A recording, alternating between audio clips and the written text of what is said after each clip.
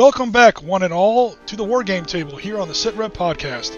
I am your host, Oriskany Jim, and today I am joined by my friend Piotr. Piotr, sir, how are you doing? Hello, everybody. I'm doing fine. All right. So for today's episode, we are taking a look at another game that Piotr and I have recently played. The system is the Avalon Hills, the Arab-Israeli Wars, and the scenario that we're doing in particular is part of the infamous Battle of Chinese Farm. So, Piotr, I know you've played a lot of Panzerleader in the past. We've done Poland 1939, we've done Studzianski in 1944, we've done the Western Desert in 1942. Is this the first time you've tried Arab-Israeli Wars in the more modern era? Yes, of course, that's my first time that I've tried Panzerleader or the Arab-Israeli Wars in the modern era. It's quite interesting, I must say. It's a totally different experience. I have seen it, you playing it on the Sitrep podcast, and I wanted to give it a try.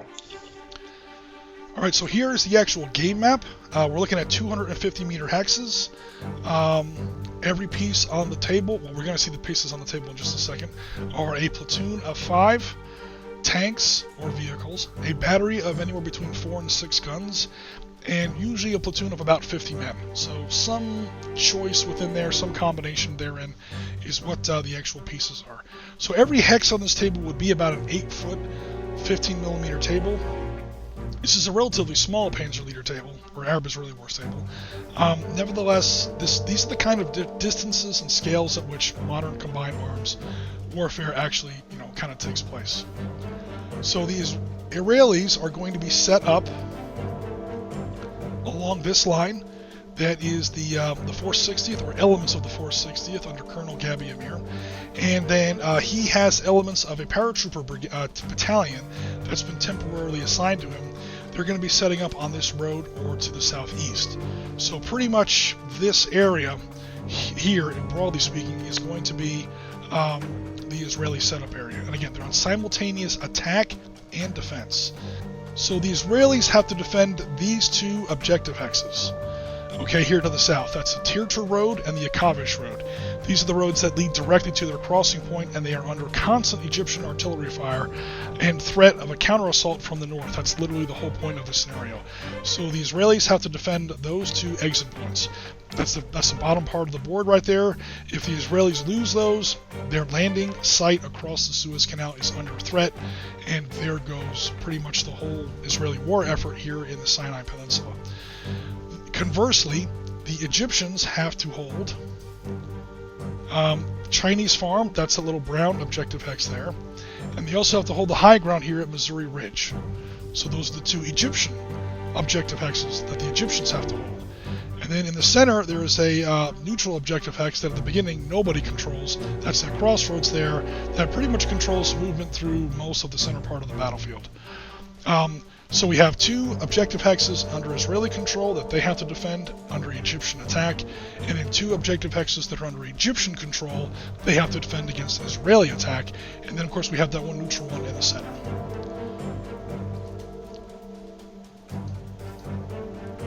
So here we have our units that are set up. We're looking at two main units for the Israelis. That is again going to be Gabi Amir's 460th Brigade that we already mentioned, and then that 890th Paratrooper Battalion that we talked about. That was not originally part of Gabi Amir's brigade, obviously, but he was being asked to attack a fortified position defended by Egyptian infantry. So he gets some infantry attached to him to help him with that. The last thing you want to do when you're attacking an urban area is held by infantry with anti-tank weapons is to attack it with tanks. That is like literal suicide. So needless to say, he has some infantry support. He also has these two off-board batteries of 155s, 155mm howitzers. That is, I can't remember the number of it. I was just looking at that a second ago. Sorry, everybody. That was the 214th. The 214th Artillery Regiment has two batteries of 155s that have this whole battlefield under range. The Egyptians, for their part, have 16th Infantry Brigade, 16th Infantry Division. These are the guys who really held the line full credit to these guys here at Chinese Farm. They took the absolute best and most desperate that the Israelis could throw at them: infantry, artillery, tanks, air support, and they never actually budged. They held that position for 3 solid days. They inflicted incredible damage on every Israeli attack that the Israelis were able to throw at them. They finally withdrew from that farm voluntarily under friendly artillery fire by night after this battle took place. So historically, in this game, Chinese Farm never falls. Neither does Missouri Ridge. Missouri Ridge, I don't think, ever falls for the duration of the war. And as you can see, we're looking at Egyptian positions on high ground overlooking these roads. So even after the assault across the canal was successfully made, all the way through the rest of the Yom Kippur War, those 2 vital military arteries were under near constant Egyptian artillery fire for the entire duration of the war. So the whole idea that this invasion across the Suez was some kind of, patent-like masterstroke really doesn't stand up to scrutiny. The Egyptians did do a real hell of a job on defense here. We'll see if they do that again here today. Alright, so finally we come here to turn 1. So, I was playing the Israelis. I get to attack first. I'll make my turn super fast since it's pretty obvious what I'm doing. I put a couple platoons of my patent tanks down here behind this dune line here to defend, again, that one road, objective hex, and to at least cover by fire this objective road here to the south. Piotr had 3 main stacks of T-55s. He has a grand total of 11 T-55 counters. That's 55 tanks technically in the game. Again, 5 tanks per counter. 1st Armored Brigade of 21st Armored Division technically had 53 tanks available for this assault. I went ahead and rounded up to 55 just because I don't want to have a half a counter in the game. But again, the units, the weapons, the numbers, the disposition, the ranges, the topography, the terrain, it's all... I'm not going to say it's like West Point Military Academy accurate, but it's pretty accurate. It's definitely accurate for a war game. It's very accurate for a war game. Much more than you see with a lot of the more casual, beer and pretzels kind of stuff that's running around out there. Now, what was curious was, what Piotr was going to do with his 11 tanks. So there's 4 of them there, 4 of them there, and 3 of them there. And again, that's 11 tank counters, 55 tanks. What he's going to do with those 55 tanks. So as I rushed forward with some of my my paratroopers, and again, when I say paratroopers, I mean Israeli-style paratroopers, jumping out of half tracks, not as much jumping out of airplanes. Yeah, they took that center objective hex, again, covered by tanks, the majority of my tanks, APCs, old American World War II half-tracks that I've got in support, because I want to keep at least some threat against Missouri Ridge.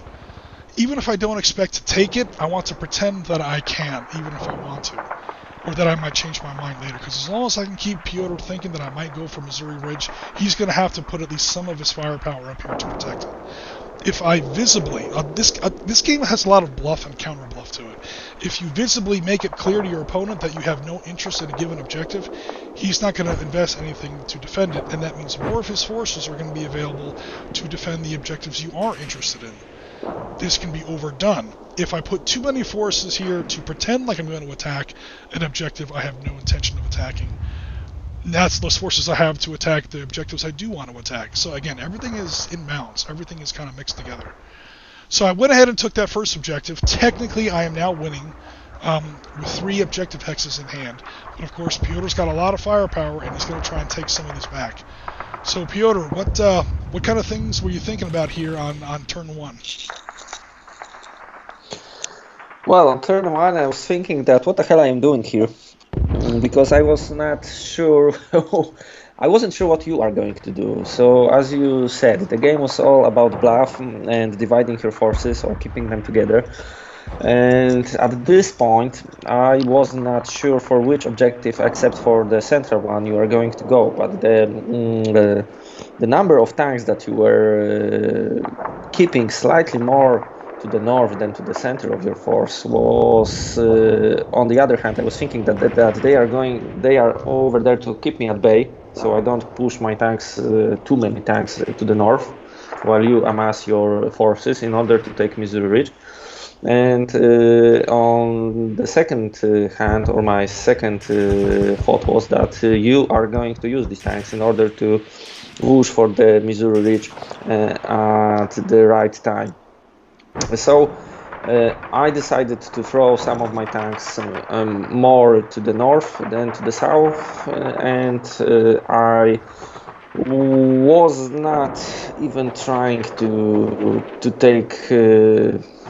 take the central objective that you just took hold of, because with all this firepower and the ranges, the differences in the range of the guns between your tanks and my tanks was horrendous. And this is my first game in the modern setting, so this was something totally new for me. You were controlling, I don't know, 2/3 of the map when it comes to the ranges of your tanks, while keeping them positioned in the center. So I was playing Monty, so I didn't know what to do. Yeah, so what Piotr's talking about here, when he's talking about the differences in the tanks, these are the two main opponents. Again, it doesn't have to be a tank battle. Less than 1/4 of the tanks in this game, 1/4 of the units in this game are in fact tanks. However, tanks do tend to dominate. They are pretty powerful. More importantly, they're very mobile. But just for a quick comparison, what we're looking at here is the T-55, which is the main tank that you're going to run across in most of the 1967 and 73 Arab-Israeli wars. There are some T-62s, a lot less than you would think. So, you know, if you have T-62s in your team, in your Fate of a Nation force, I'm not saying they're wrong. I'm saying that be careful where you put them, because they were pretty rare in 73. They were non-existent in 67, but in 73 they did exist. They're not on this battlefield, but it's mostly the T-55. So the classic matchup for Yom Kippur, at least here in the Sinai, is the Egyptian T-55 versus the Israeli M48A5 Patton. This is one of the Magak tanks that you read about. So of course there's a huge difference in firepower. That is the 25. That's the British L7 105mm rifle versus the Soviet D10 100mm. But what really kills, and this is what Piotr was mentioning a second ago, is the range. 8 versus 14. Not only can my tank shoot 14 and his tanks only shoot 8, but on top of that, there are differences in what Arab-Israeli Wars calls the weapons effectiveness chart. And these are where different classes of weapon, every weapon has an attack factor, a range, and a weapon type. A for armor piercing. And the way armor piercing weapons work versus hard targets, work versus soft targets, work versus flying targets, I class weapons, M class weapons, H's, H stars, there's 4 or 5 G's for guided missiles. There's at least 4 or 5, possibly up to 10 different weapon types, and they all interact with each other very differently. And one of the ways that's very important in this scenario is this 14 means that my 25 gets to double out to half my range. So out to 7 hexes, that 25 is actually read as a 50. It's insane. They're very powerful guns. More than that, they're commanded by Israeli tank commanders who fight unbuttoned out of the turret. They see what's going on. They will always shoot first in any given tank exchange. The gunners are excellent. They are crack gunners. They're well drilled. Were probably veterans of the 67 war. They're definitely badass. As opposed to the unfortunate the Egyptians, who only get to shoot out to 8. And that double rule does not apply to them. They only get doubled at 2 hexes. In fact, after 4, this gets cut in half to 8. So it really starts to show in modern combat setting not only what your firepower is, but what's so much more important in modern warfare. And this is why games that have like miniature tanks on the table and with true line of sight rules always grind my gears. They are literally missing the entire point of modern armored warfare. Who cares how big your gun is? I want to hear about how far it can reach. I want to hear about its range. Range kills. Firepower doesn't. Because range will kill you while you're still trying to get to me. And that's something that we definitely see here. Now, to counter everything I just kind of bloviated about, there are counter tactics. That there are definite ways to overcome those those admittedly very steep Israeli advantages, and we'll get into that in future turns. So heading over here to turn 2, I think this is the turn, Piotr, where both of us also brought in our air power. What do you have to say about that? Oh yes, that's true, because I wanted to take care of your tanks in the south, because I thought that I won't be able to recapture the objective in the center, so I have to weaken your the southern part of your force in order maybe to get a push for one of the roads. But we shall see how it played out. One thing that was bothering me when it comes to my force was the lack of mobility when it comes to my infantry, because as you can see on the map, I have no half tracks, I have no trucks whatsoever. In order to load a few platoons of infantry, drop them at the objective hex, as Oriskany did with his paratroopers in the center, and dig them over there. That was a problem I had to face. That's actually an interesting point. I probably should have thrown a couple of like BTR-60s in there. When I chose not to put those vehicles in here, I was thinking strictly history. The 16th Brigade had been here now for 11 days. This is the morning of 17 October 1973. The 16th Infantry Brigade of the 16th Infantry Division, 2nd Egyptian Army, had held these positions since October 6th. They crossed the canal in boats and ferries on October 6th, and they haven't budged since. That's why I didn't give them a lot of motor transport. But there's nothing to say that they didn't have some parked somewhere. The Egyptians did have tons of BTR-60s. I probably could have given them a couple BTR-60s now that you mention it. But to Piotr's plan, you can see where he brings in all 3 flights of his Sukhoi 7s. These were the Egyptian Air Force didn't have a lot in the way of anti-tank missiles or rockets or anything like that. They were pretty much using bombs. So those airstrikes are much more what's the word? They're much more likely to do a lot of damage against soft targets. It would absolutely clean the cock out of any of these paratrooper platoons or anything like that. He chose not to do that. He did focus on a tougher but perhaps more important target. He did blow up 1 Patton platoon. And here's when you come across the big disadvantage when you're playing the Israelis.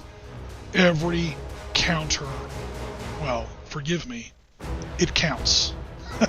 Not to get stupid about it, but man, when you lose 1 tank platoon in Arab-Israeli wars, you feel it, because you only start with 4 or 5, maybe 6. I think Valley of Tears gives Kahalani 7 of shot Centurions, and that's it. You lose 1 of those, and 2 kilometers of your front just opened up. You're always outnumbered, and especially when it comes to your big kick-ass tanks, that yes, they are super powerful, but they do blow up just like any other tank. And when one of them is gone, you feel it. So what I was afraid of, really afraid of, was that okay, he sent in his airstrike. He blew up 1 of my. I only have 2 Patton platoons here. 1 of them is now gone. My effective firepower here just got slashed in half. This objective hex is murderously vulnerable, especially since he has Saggers here that can cover with anti-tank missile fire. Now, I did drop a smoke screen here. That's my smoke screen. SSC stands for smoke shell concentration. I did smoke those Saggers to try and blind them a little bit, but that smoke screen does not last very long. And meanwhile, he's got upwards of, or he has potentially, if he sends his whole force there, 11 tank platoons, 55 T-55s come screaming south around this flank, and he's going to pick up that objective hex for a song. I might get 1 of them with opportunity fire from my 1 surviving Patton, but none of these paratroopers and their World War II half-tracks are going to do a dick about it. I don't have any other airstrikes. I've already committed my airstrikes elsewhere. My off-board artillery isn't going to slow down those T-55s very much. I'm going to be screwed. You know, so I really thought I was really in for it here. I was really starting to worry I was going to have to laterally redeploy more of my Pattons out of the north I have them staged up here to get down south. The problem is once I start deploying out of the north, that's going to leave this other objective hex open, and he might swing around that way. So yeah, here's where I start really facing a number of dilemmas, because I have so few Israeli tanks, I can't cover everywhere at once. When you're playing the Israelis, you are always terribly outnumbered, and it just got a little worse because I just lost one of my most powerful units. Now I did take out 2 T-55s with my own Skyhawks here. Who cares? Okay, the Egyptians can lose 2 T-55s and it doesn't really slow them down. I lose 1 Patton platoon, that's not so good. My other airstrike went for some of his artillery. That was screwing me up back here. The problem is once I move within a certain distance of the Suez Canal, one of the big parts of the Egyptian plan in 1973 was to absolutely cover their bank of the Suez Canal, the West Bank, with SAMs, SA-2s, SA-6s, SA-8s. They absolutely, I don't know if they have the SA-8 yet, but definitely the SA-6 and the SA-2s absolutely cover that bank. And they can shoot 10, 20 kilometers into the Israeli side of the canal. That was the huge part of the Egyptian plan that we were talking about before, where what they would do is they would invade across the canal, and they knew they could never beat the Israeli Air Force, so they didn't even try. They just absolutely turned this whole West Bank into a forest of surface-to-air missiles that can cover up to about here. And they did not advance beyond that. Anything within this line, anything that tries to fly is dead. They took the Israeli Air Force out of the war. They knew they couldn't beat it, so they took it out of the war entirely. Never, ever, ever fight the enemy's war. And the Egyptians were definitely trying that, and we saw it literally happen here on our gaming table. So there was a special rule written in the scenario. Whenever I tried to bring in any kind of a surface-to-air, any kind of an airstrike, Piotr would get a roll, and on that roll, my airstrike just dies. He gets blown out of the sky by either an SA-2 or an SA-6, a surface-to-air missile fired from somewhere on the west bank of the Suez Canal. So that's everybody's airstrikes used up. And yeah, for a while we're in a bit of a standoff here. I mean, I do have some half-tracks. I'm trying to sneak around the northern flank here. I'm just trying to get a peek up on this high ground so I can spot some of his artillery for counter-battery fire. I have to spot them first, but he's got a little bit of firepower down here. There's no way in hell these empty half-tracks are going to take this objective X. Not against Egyptian infantry. So we talked about how powerful and how awesome Israeli tanks are. Egyptian infantry in 1973 is nothing to mess with, man. Trust me. It's more of a defensive weapon than an offensive weapon, and we'll later on in the discussion we'll see how effective they are in defense. Trust me, Piotr makes short work of me when I try to attack his infantry positions in some areas. But that's one of the great things about the 73 war is that both sides have very different strengths and weaknesses, I feel. And I agree. Okay, over here to turn 3. I'm not sure either of us were doing very much here on turn 3, Piotr. We had kind of set up almost like a Mexican standoff here between these two lines, and neither of us wanted to kind of poke our heads out from under cover. It's kind of what I remember here. We're trying to feel each other out with artillery, which we've used up our airstrikes. We're looking for a gap, an opportunity somewhere. It's not really happening. About the only offensive action I can sort of remember is I did manage to overrun some small units here with 2 of my Pattons. Again, I'm sort of faking, this is more of a feint. I'm faking a threat against Missouri Ridge. Again, it's only 2 platoons of Pattons. They're not going to overrun any of that Egyptian infantry in improved positions successfully to take that objective X. But my basic plan was, if I can sort of, I don't want to say scare, but if I can sort of, put on the show or mount the feint that I'm going to make a push toward Missouri Ridge, just maybe I can get him to alleviate this threat that he's mounting here in the south. Again, he's got 4 whole tank platoons. That's 20 tanks against 5 tanks. 20 to 5. He outnumbers me 4 to 1 here. And all he's got to do is make a rush toward this objective. Go for it. He's even got a little bit of artillery support and anti-tank missile support. I'm actually pretty vulnerable down there turns 2, 3, and 4. Turn 5, I kind of addressed this issue. But on turn 3, I'm definitely still vulnerable down there to the point where maybe I can distract him. Maybe I can make him think I'm going to shove up here towards Missouri Ridge. And it doesn't really work for these guys, but these guys didn't move. Were you worried? Was part of the reason, Piotr, you kept those 4 tanks because you were worried about what I might do at Missouri Ridge? Yeah, that was one of the reasons I didn't move them. And the second part was I was still paralyzed by the range of your tanks and the quality of the firepower that you are going to provide. I still did not figure out the thing you said later to me, that basically just push one counter at a time, so that you have to, shoot and try to take out the tanks, but still you take one shot, then a second shot, and you're out of shots. And then I can push the rest of my force in order to take care of your remaining now, so to say, useless tanks. But I didn't know that yet. Israeli tanks are fearsome. They are hella fearsome. I don't deny that, but they can only shoot once. And it's almost like the Egyptians, especially the Syrians in the Golan Heights scenarios, they almost have like a movement tax. Oh, for every time you want to move your tanks, you're going to pay with 1 tank platoon, because the Israeli is going to shoot and kill one of your tank platoons almost automatically. So if every movement phase you're going to lose 1 tank platoon, the way to defray that cost is to move all your tanks all in the same direction all at once. It's basically to overwhelm and bum rush the Israelis, which is what we saw plenty of times in the Sinai and especially on the Golan Heights. But yeah, for now, I was kind of playing around up north again, just kind of being distracting. I also wanted to get, again, at least 1 half track up there on the high ground, and the reason for that is you'll see that hex provides a line of sight to some of his artillery positions. Not all of them. I'll never be able to see this one. The ridge hex right there blocks it. But I'm trying to get these 2 hexes under artillery observation, so I can call in offboard artillery on them. And that's pretty much how that's going to go.